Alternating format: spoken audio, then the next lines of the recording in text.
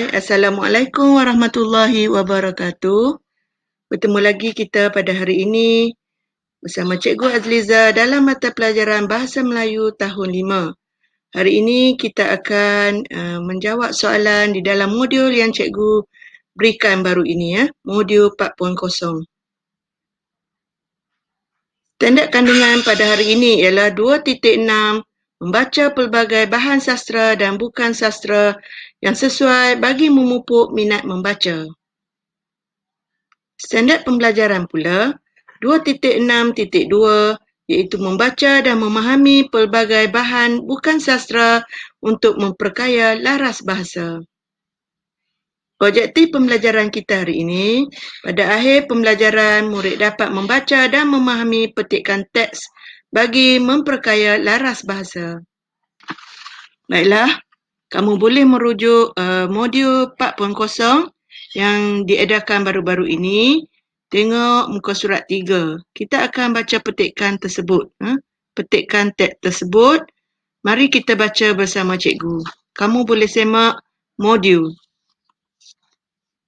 Pada hujung minggu yang lalu, Kelab Perpustakaan Sekolah Kebangsaan Seberang Perak mengadakan gotong royong menceriakan dan membersihkan perpustakaan sekolah. Semua ahli kelab berkumpul di perpustakaan sejak pukul 8.30 pagi lagi. Mereka melakukan tugasan yang diarahkan oleh Cikgu Hasanah dengan penuh tanggungjawab. Antara tugas mereka ialah mengemas dan menyusun buku, menampal buku yang koyak dan mengasingkan buku lama serta menampal poster baharu dan berita terkini tentang aktiviti ahli di papan kenyataan. Ahli dibahagikan kepada beberapa kumpulan supaya tugasan dapat dilakukan dengan teratur dan cepat. Semua kerja dapat disiapkan dalam masa yang singkat sahaja kerana mereka melakukan kerja dengan tekun dan bersemangat. Selesai melakukan tugasan, mereka menjamu selera di kantin sekolah. Cikgu Hasanah sangat gembira dan berpuas hati kerana ahli kelab saling bekerjasama menyiapkan tugasan mereka. Ada 3 perenggan dalam petikan ini.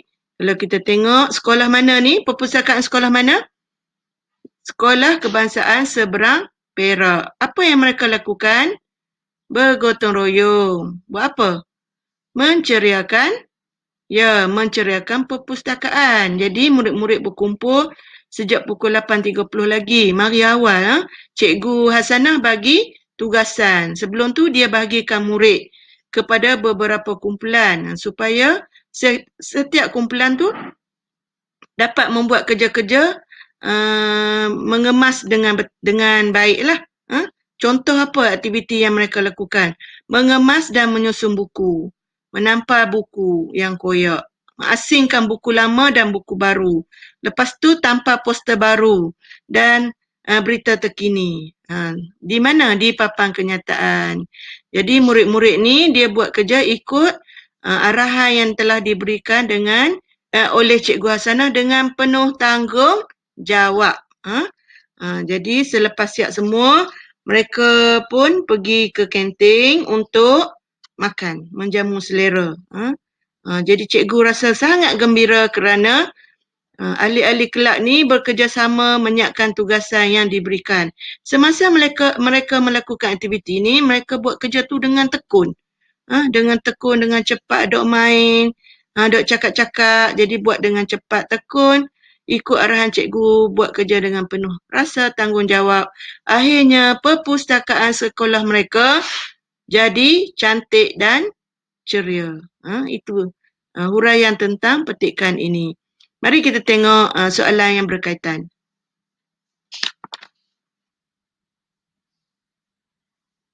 Baiklah, berdasarkan petikan yang kita baca tadi, yang cikgu baca tadi, ada 4 soalan. Soalan bermula daripada soalan 17, 18, 19 dan 20. Hari ini cikgu akan mengajar kamu cara-cara mencari jawapan di dalam teks. Okey, mari kita tengok soalan 17. Apakah nama kelab yang bergotong royong membersihkan perpustakaan sekolah? Nama kelab apa? Budak-budak tadi yang datang tu dari kelab apa? A. Kelab Kebersihan Sekolah Kebangsaan Seberang Perak.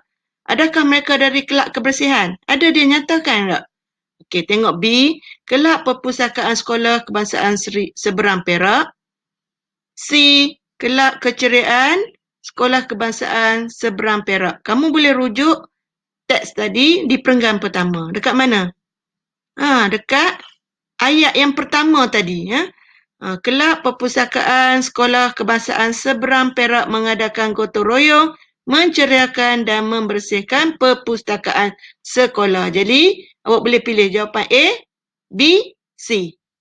Bulatkan jawapan yang betul. Boleh? Okey, baiklah. Kita pergi kepada soalan 18. Tujuan gotong royong itu diadakan adalah untuk A. Menjaga kebersihan sekolah. B. Mengikut arahan guru penasihat.